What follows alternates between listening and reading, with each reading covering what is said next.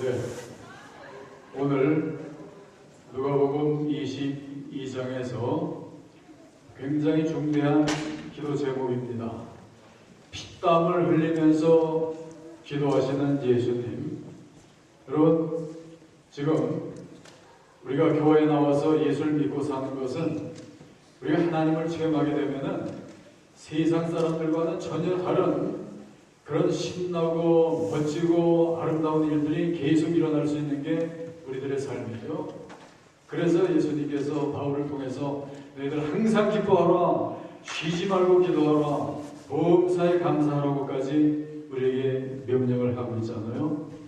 예수 그리스도 그 이름, 예수님보다도 더 아름답고 놀랍고 축복된 이름은 이 세상에 없습니다. 하나님이 이 세상을 불쌍히 여기셔서 하나님이 사람의 모습으로 우리와 동일한 그런 모습을 가지고 이 땅에 오신 분이 예수님입니다. 그런데 오셔가지고 우리들이 모두가 다 죄인이니까 형벌을 받을 수밖에 없잖아요. 그럴 때 우리 모두를 대신해서 십자가를 지고 죽으시고 그런 다음에 다시 무덤을 깨고 다시 살아나심으로 죽음까지 정복을 하고 그러면서 우리가 구원받을 수 있는 그 모든 터전을 마련하신 것이 바로 예수님이에요. 그렇게 다 이루어놓으시고 나서 우리 모두를 초청하시는 것이 성경인데요. 마태복음 11장 28절에 보면은 수고하고 무거운 짐진 자들아 다 내게로 오라, 내가 너희를 편히 쉬게 하리라. 우리 모두를 향해서 이런 초청장을 내주고 있어요. 그리고 초청에 응하면서 우리가 주 앞에 나가게 되면은 삶이 어떻게 되는지 아세요? 요한복음 10장 10절에 보면은 내가 온 것은 양으로 생명을 얻되 더 풍성히 얻기를 원하노라. 우리가 정말 인생에 풍성한 그런 삶을 원한다면은 예수 앞에 나오면은 모든 것이 그대로 이루어질 수가 있습니다. 그리고 요한복음 15장 5절에서는 나는 포도나무요 너희는 가지니 저가 내 안에 내가 저 안에 있으면은 많은 과실을 맺나니 너희가 나를 떠나서는 아무것도 할 수 없음이라.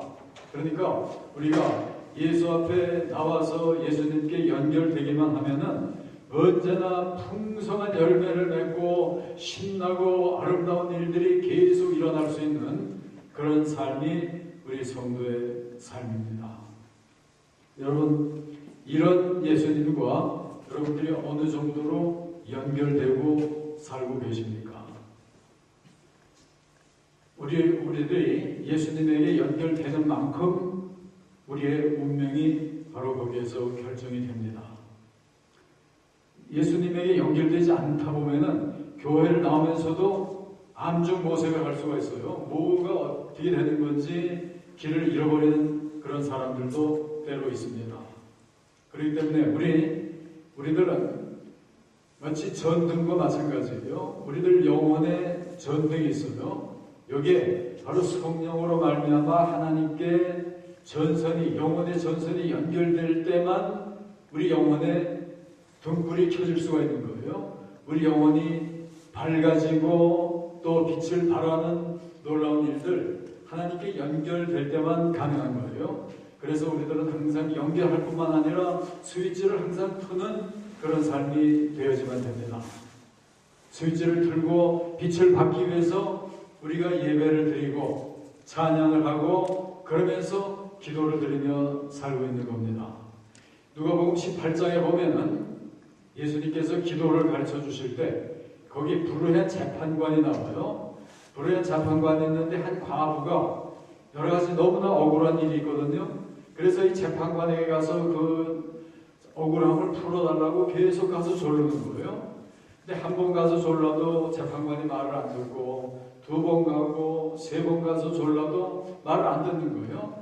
그렇지만은 이 과부는 너무 힘드니까 계속 날마다 가서 이 재판관에게 조르는 거예요. 재판관님, 내 억울한 사정을 좀 들어주세요. 도와주세요. 그러면서 계속해서 졸르다 보니까 재판관이 어떻게 했는지 아세요? 야, 이 여자 말 안 들으면은 내가 귀찮아서 못 견디겠구나. 그러면서 이 과부의 그 모든 소원을 다 풀어주잖아요. 이와 마찬가지로 예수님께서는 너희가 기도할 때 하나님 앞에도 한두 번 해서 안 되면 이 과부처럼 계속해서 또 졸르고 기도하고 아뢰고 계속해서 하나님 앞에 나오라. 그러면은 기도가 응답이 되는 것이다. 이게 바로 유명한 예수님의 기도의 가르침이거든요. 그러면서 예수님께서는 그렇게 가르치고 실제적으로 자신이 그런 기도의 모범을 우리에게 보여주셨어요. 오늘 본문에 보면은 예수께서 어떻게 기도하셨냐면은 세 가지로 생각을 하려고 하는데, 첫 번째로 예수님께서는 습관적으로 항상 기도를 하시는 분이었습니다. 언제나 하는 대로 오늘 본문 39절에 보면은 그가 감람산으로 가셔서 기도를 하셨다고 그랬어요.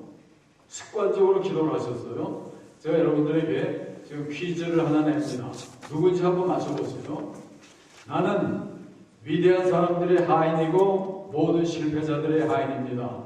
위대한 사람들은 내가 위대하게 만들어줄 것이다. 나는 기계가 아니지만은 기계처럼 정확한 지성으로 원리에 따라서 움직이지만 당신은 나를 이용해서 큰 유익을 얻을 수도 있고 혹은 망할 수도 있습니다. 당신이 어떻게 행하건 나와는 상관이 없는 일인데 나를 택해주세요. 나를 길들여주세요. 나를 엄격하게 다뤄주세요. 그러면 세계를 정복할 수 있도록 당신을 도와드리겠습니다. 그러나 나를 너무 쉽게 하다가는 당신을 멸망시킬지도 모릅니다. 나는 누구이겠습니까? 나는 바로 당신의 습관입니다. 여러분, 우리에게 습관이라고 하는 거 이거보다도 중대한 일이 없습니다. 내가 어떤 습관을 가지고 사느냐가 우리의 운명을 결정하잖아요. 뿐만 아니라 우리의 습관이 주위의 다른 사람들에게까지도 유익을 끼칠 수가 있고 해를 끼칠 수도 있는 것이 바로 우리들의 삶이에요. 미국 조지아 주립대학의 타마스 스탠리라고 하는 교수가 미국의 여러 그 부호들 많잖아요. 재벌들 수없이 많은데 이런 사람들의 배경들을 한번 연구해 봤습니다. 얼마나 많은 사람들이 자기 부모의 재산을 그대로 이어받아가지고 부호가 된 건가 봤더니 유산을 받아가지고 부호가 된 사람은 10명 중에서 2명밖에 안 되고 그 중에 8명 80%는 전부가 중산층 노동자 계급들이 열심히 일하고 노력을 해서 사업을 해가면서 전부 다가 재벌이 됐다고 하는 그런 통계를 발표했습니다. 여러분, 그렇기 때문에 우리들에게 가장 위대한 유산이 뭔지 아세요? 많은 재산 남겨주는 것보다도 정말 더 귀한 유산이 있는데 그게 바로 좋은 습관이에요.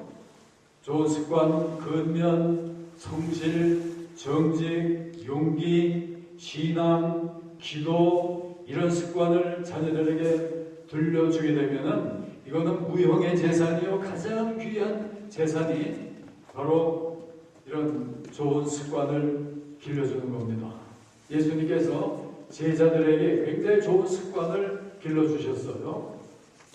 신앙 습관 중에서 가장 중요한 습관이 바로 기도하는 거잖아요. 그래서 오늘 본문에 보면은 예수께서 습관적으로 늘 하는 대로 감람산으로 기도하러 가셨다고 그랬어요. 여기서 감람산은 또 세번역에는 올리브산이라고 그러기도 하고 또 겟세마네 기도로 유명하잖아요. 겟세마네는 이 올리브산의 한 지역을 의미합니다. 그런데 예수께서 시간만 되면은 감람산으로 가셔서 쉬시면서 계속해서 기도하는 것이 바로 예수님이에요. 그러다 보니까 예수님이 그렇게 기도하는 걸 보고 기도 생활은 저렇게 하는 거구나. 시간만 있으면은 기도 처소로 찾아가서 계속 끊임없이 습관적으로 기도를 드려야 되겠구나 하는 것을 깨달은 것이 바로 제자들이었어요. 바로 우리가 깨달아야 될 것이 습관적으로 예수님처럼 곳곳을 찾아다니면서 기도해야 되는 것이 바로 우리의 삶이에요. 사도행전 3장 1절에 보면은 베드로와 요한이 습관적으로 계속 성전으로 가서 기도를 했다고 그랬어요. 제9시에 기도했다고 그랬는데 유태인의 그 달력은 시간 계산은 새벽 6시가 0시예요. 그러니까 9시면은 12시 지나서 오후 3시가 제 9시가 되는 겁니다. 그러니까 이 사도들은 제 9시 3시만 되면은 정해놓고 계속 성전으로 가서 매일매일 틀림없이 기도하는 시간을 가졌거든요. 그러다 보니까 그 일을 통해서 다른 사람에게까지 유익을 끼치게 되는 일이 일어나잖아요. 성전으로 기도하다 보니까 거기 안진뱅이 거지 하나가 서서 구걸을 하려고 돈 좀 달라고 서 있는 거예요. 그랬을 때 거기서 베드로가 한 유명한 얘기가 있잖아요. 은과 금은 내게 없지만은 내게 있는 것으로 너에게 주노니 너희는 예수 그리스도의 이름으로 일어나라. 베드로가 이런 얘기를 하니까 안진뱅이 평생토록 앉아서 걷지도 일어나지도 못하는 사람이 갑자기 일어나잖아요. 일어나서는 걷고 뛰고 얼마나 기쁘해서 하나님을 찬미하는 놀라운 일이 일어나잖아요. 그러니까 습관적으로 기도하다 보면은 기도 생활 속에서 놀라운 일은 항상 일어나는 거예요. 여러분, 그렇기 때문에 여러분들이 이민 와서 혹은 어디를 살건 정말 멋지게 인생을 승리하기 원하서요. 그렇다면은 여기 예수님이 습관 따라서 항상 기도하듯이 늘 하던 대로 기도했듯이 모든 제자들이 예수님을 따라서 기도했듯이 기도가 우리의 운명을 결정할 겁니다. 여러분, 우리가 이민 생활하면서 온갖 고뇌가 있잖아요. 문제가 있고 교육시켜야 되고 먹고 살 일, 정착해야 될 일, 너무나도 많은 일들이 있잖아요. 욥은 인생을 이끌어서 우리가 바로 고난을 위해서 태어났다고까지 우리의 인생을 가르쳐줬어요. 그렇기 때문에 이런 모든 고통스러운 일들을 피할 길은 없는 거예요. 단지 우리들은 은혜를 입어서 이런 고난을 극복하고 승리할 수 있는 길을 우리들은 주님을 통해서 배우게 됩니다. 주님이 늘 하던 대로 기도하러 가셨듯이 여러분 정말 승리하기를 원하세요? 그렇다면 주님의 길을 그대로 따르면 틀림없이 우리들은 승리합니다. 집에서 어떻게 우리가 살아야지만 됩니까?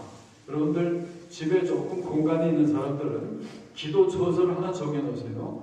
기도방을 하나 정해놓을 수 있는 집은 기도방을 정해놓고 거기에다 성경 갖다 놓고 항상 무릎 꿇고 이 방에는 들어가서 기도하는 자리다. 그러면서 기도하고 그러다 보면은 자녀들이 기도하는 걸 배우게 되잖아요. 그러면서 자라다 보면은 그는 틀림없이 주님이 약속한 그 모든 풍요와 은혜와 축복을 그대로 받을 수 있는 게 우리의 삶이에요. 오늘 본문 43절에 보면은 예수님이 그렇게 습관적으로 기도하다 보니까 천사, 하나님의 사자가 나타났다고 그랬잖아요.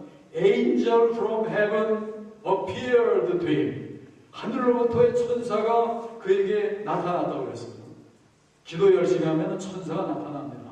그러면서 모든 일들이 다 형통하도록 만들어주시는 것이 바로 기도가 하는 일이에요. 우리는 신앙생활하면서 기도하되 습관적으로 늘 기도를 하면서 살아야지만 돼요. 그 다음에 두 번째는 우리의 기도가 멋지려면은 우리들은 전투적인 기도를 해야지만 됩니다. 본문 44절에 보면은 이런 말이 나와 있어요. 예수께서 힘쓰고 애써 더욱 간절히 기도하니 땀이 땅에 떨어지는데 핏방울 같이 되었더라. 여기서 힘쓰고 애쓰더라 하는 얘기가 실한 말로는 아고나이거든요. 이 아고나이라고 하는 데에서 애곤이라고 하는 고뇌라고 하는 그런 말이 발생한 거예요. 그러니까 힘쓰고 애쓴다고 하는 건 어느 정도로 기도하는 거냐면은 병사가 죽음을 무릅쓰고 싸우러 전쟁터에 나가는 그런 자세를 가지고 혹은 운동선수가 사력을 다해서 우승을 하기 위해서 그냥 실력을 발휘하면서 뛰듯이 마치 80년대인가 한국의 올림픽에서 황영조가 그때 깃발 날렸잖아요. 올림픽에서 마라톤에 우승을 했잖아요. 그때 전 세계를 울릴 때 저는 그때 뭐 한 30년 전이지만은 TV의 장면을 지금도 기억하고 있습니다. 그가 그냥 땀을 흘려가면서 죽을 고비를 넘겨가면서 그냥 뛰는 거예요. 그러다가 제1차로 도착을 하고 결승선을 넘자마자 어떻게 했는지 아세요? 팍 쓰러져 버리잖아요. 그러니까 그 정도로 자기가 가지고 있는 모든 힘과 능력, 정력을 다 쏟다 보니까 나중에 쓰러질 정도로 우리가 하나님 앞에 기도할 때 우리의 모든 정성과 능력과 모든 것을 다해서 하나님 앞에 기도를 드리라고 하는 얘기예요. 여러분 한번 신앙생활 하면서 내가 지금 얼마만큼 기도하고 있나 한번 생각해 보세요. 내가 신앙생활 하고 있는데 왜 다른 사람들은 저렇게 멋지게 잘 풀려나가고 풍요해져 가는데 왜 나는 이런 거 없니까? 이런 마음들 혹시 가지고 있습니까? 그렇다면 기도의 자세 한번 바꿔보세요. 정말 예수님처럼 이런 자세로 이렇게 예수님이 기도하다 보니까 땀을 흘리는데 땀이 피가 돼서 쏟아졌다고 그랬잖아요. 그러니까 그 정도로 완전히 생명을 들어가면서 하나님 앞에 기도를 드리는 거예요. 창세기에 보면은 야곱이 에서를 배에서 도망쳤다가 다시금 형에게로 갈 때 형이 자기를 죽이거나 아닌가 하는 그런 두려움을 가지고 야복에서 기도할 때 밤을 새워가면서 기도하잖아요. 기도하다 보니까 천사가 나타나서 천사와 더불어 씨름을 했다고 그랬어요. 그러니까 천사를 붙들고 하나님 나를 축복하기 전에는 놔드리지 않겠습니다. 그 정도로 끈기 있게 매달리는 거예요. 그러다 보니까 천사가 어떻게 했는지 아세요? 엉덩이 뼈를 천사가 쳐가지고 그때야 낫잖아요. 그러니까 그 다음에는 야곱은 엉덩뼈를 천사에게 맞고 나서는 다리 병신이 돼가지고 제대로 걷지 못할 정도로 그 정도로 하나님 앞에 매달려서 기도하다 보니까 에서에게 돌아갈 때 화평하게 만나고 그러면서 이 야곱의 삶이 너무나도 풍요하게 믿음의 승리자로 일어났잖아요. 이게 바로 기도를 통해서 일어난 일이에요. 여러분 종교개혁을 승리로 이끈 마르틴 루터가 어떻게 기도했는지 아세요? 그가 구교의 그런 그 억압과 행패 속에서 그를 죽이려고 하잖아요. 웸스의 교황청에서 불려서 가게 되면은 그를 죽을 수밖에 없는 그런 자리에서 밤을 새가면서 금식하면서 계속해서 부르짖다 보니까 여러분 기도할 때 무슨 일이 일어났는지 아세요? 집중해서 기도하다 보면은 기도하는 거를 제일 싫어하는 게 누구냐면 마귀잖아요. 마귀들이 우리에게 다가와서 방해하는 거예요. 우리들을 분산시켜 놓고 흩뜨려 놓고 기도하지 못하게 하고 온갖 일들이 일어나거든요. 그때 마르틴 루터는 너무 마귀가 자기를 괴롭히니까 마귀를 그냥 공격을 하겠다고 책상 옆에 있던 잉크병을 들어가지고 마귀에게 던지잖아요. 그러다 보니까 벽에 부딪혀서 잉크병이 깨지고 독일 가서 마르틴 루터의 집에 가게 되면 지금까지도 그 잉크 자국이 벽에 그대로 스며 있다고 그러잖아요. 그 정도로 우리가 기도할 때 정말 생명을 또 걸고 기도하는 겁니다. 온 힘을 다해서 하나님 앞에 기도를 드리는 거예요. 여러분 신앙생활 하시면서 어느 정도의 열정을 가지고 있습니까? 어느 정도로 신실히 여러분들이 하나님을 찾고 있습니까? 여러분들이 정말 간절히 하나님 앞에 부르짖고 있습니까? 어느 정도로 간절히 해야 되는지 아세요? 여러분들 한 대여섯 살짜리 아이가 있을 때 그런 아이를 데리고 시장에 쇼핑을 갔어요. 쇼핑 가서 물건 사느라고 얘기하다 보니까 이 아기가 없어진 거예요. 사방을 둘러봐도 아기가 없고 사방 뒤에 뛰어다니면서 찾아봐도 아기가 없어진 거예요. 그때 여러분들이 어떤 마음입니까? 완전히 아기에게 사로잡히잖아요. 얘를 찾기 위해서 온 사방 떠돌아다니면서 정말 그렇게 온 정력을 다 쏟듯이 우리가 예수 앞에 하나님 앞에 기도할 때 이런 마음을 가지고 예수 앞에 부르짖으라고 하는 얘기예요. 우리의 기도라고 하는 것은 기도의 전쟁입니다. 어떤 사람들은 전쟁 준비로 기도를 한다고 하는데 기도 자체가 전쟁인 거예요. 그래서 마귀와 싸워가면서 어떤 상황 속에서도 정말 자신을 완전히 들어가면서 부르짖어야 되는 것이 우리의 기도예요. 그래서 우리가 데살로니가 전서 5장 17절에 보면은 쉬지 말고 기도하라고 명령하고 있잖아요. 예레미야 33장 3절 너무 유명하잖아요. 너희는 내게 부르짖으라. 내가 너희에게 응답하겠고 너희가 알지 못하는 크고 비밀한 일을 너희에게 베풀어 줄 것이다. 여러분 우리가 주 앞에 매달려서 기도하다 보면은 우리로서는 도저히 상상할 수 없었던 일들이 하늘의 비밀이 우리에게 이루어지는 것이 바로 우리가 기도할 때 우리에게 일어나는 일입니다. 여러분, 기도가 이렇게 중요한 것임에도 불구하고 많은 사람들이 교회는 다니지만 그런 기도 드리지 못하고 있거든요. 여러분, 한 사람의 예를 든다면은, 여러분 정근보 박사 하면은 너무나 유명한 분이잖아요. 한국의 아인슈타인 같은 분이에요. 그가 한국에서 최고 학벌로 옛날 그 유명하던 경기 중고등학교를 나오고 서울대학을 나올 때 중고등학교도 월반을 해서 뛰고 대학교에서도 월반을 해서 뛰니까 천재 중에도 천재잖아요. 미국에 가서 미시간 대학에서 박사학위 공부를 하는데 교수들이 놀라는 거예요. 그래가지고 잠시 후에 박사학위를 받았잖아요. 그러니까 누구도 쫓아갈 수 없는 정도의 천재적인 그런 수재 인물 정근보 박사잖아요. 근데 주위에서 예수 믿으세요, 예배 드리면서 하세요, 그런 얘기 하지만은 이런 천재가 그런 얘기가 들립니까? 안 들리고 계속 그러다가 어떤 일이 발생했는지 아세요? 자기 어린 아들 하나가 병들잖아요. 백방으로 모든 병원 다 쫓아다니고 유명한 의사 다 쫓아다니면서 치료를 하는데 아이 병은 점점 더 심해가고 아이가 죽어가는 거예요. 그때 가서야 아차 이게 아니구나. 그때 가서 하나님 찾잖아요.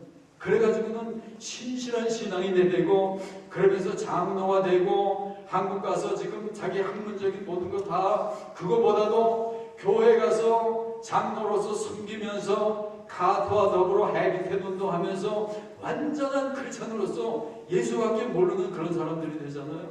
완전히 기도와 예배와 헌신만으로 사는 인물이 되는 거예요. 이번은 아들의 질병을 통해서 그 자리에 오게 된 거예요. 그러나 그런 일 없이 여러분들 우리에게 재난 바라보기를 기다릴 필요가 없잖아요. 오늘 얼마든지 생명 들여서 기도할 수 있을 때 오늘 기도해보세요. 그런 재난 거치지 않고 이 놀라운 하늘이 열리면서 상상조차 할 수 없는 이런 놀라운 풍요와 신비와 놀라운 일들이 항상 우리에게 지원되는 것이 바로 우리들의 삶이잖아요. 그 정도로 기도가 중요한 걸 주님이 아시기 때문에 그걸 우리에게 가르쳐 주시기 위해서 그는 전투적으로 기도했고 너무나 뜨겁게 간절히 기도를 하다 보니까 기도하면서 땀을 흘리는데 핏방울이 돼서 떨어지잖아요. 여러분, 이런 기도 드리면서 해결되지 않는 문제는 우리들 가운데 하나도 없습니다. 여러분들이 아직 예수 믿으면서도 고뇌를 하면서 한숨 짓고 탄식하면서 살고 있습니까?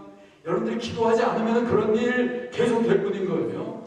교회에 나온다고 그런 문제 해결되는 게 아니잖아요. 한번 진실이 오늘 저녁부터라도 한두 시간 정해놓고 끊임없이 하나님 앞에 매달려보세요. 이제까지 이루어지지 못하는 모든 소원들, 성취되지 못하는 모든 꿈들 그대로 이루어집니다. 이건 예수님의 말씀이에요. 예수님이 그대로 실천했잖아요.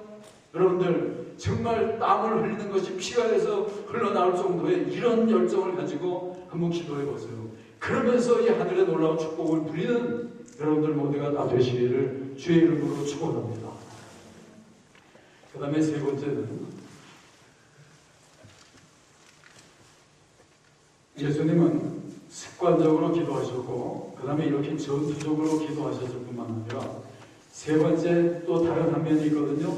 그것은 히브리서 5장 7절에 나와 있는데요. 그가 기도하실 때 심한 통곡과 눈물로 간구와 소원을 올렸다고 했어요.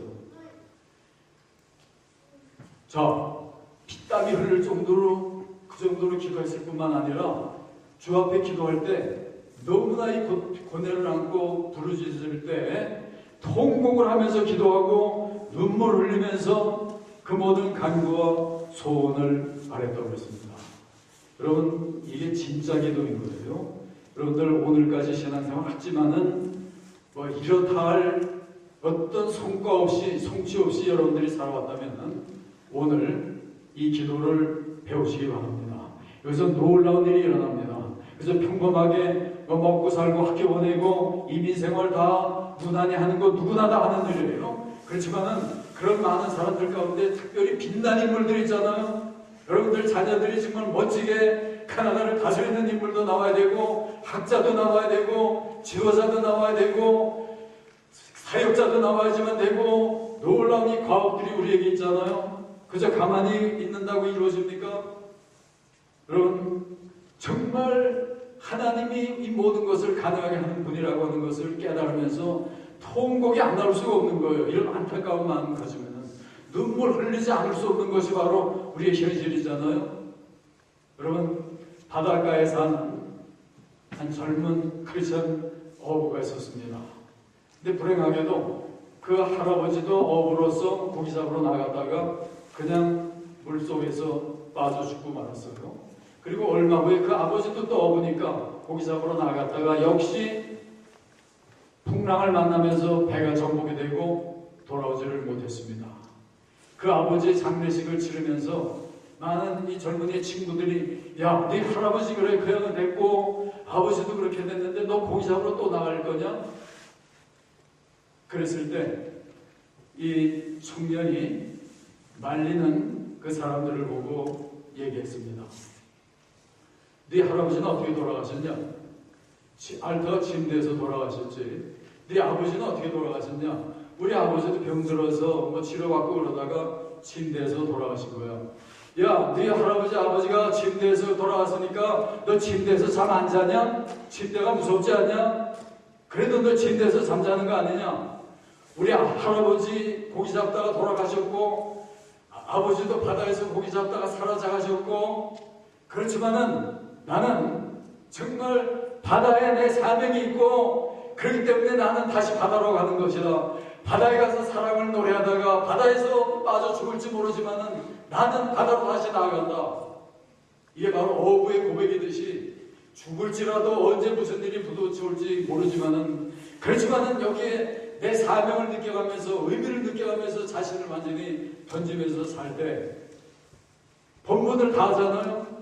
여러분, 이런 열정, 이런 뜨거움을 가지고 주 앞에 드리는 기도가 바로 우리의 기도입니다. 여러분, 왜 그런 기도를 드려야 되는지 아세요?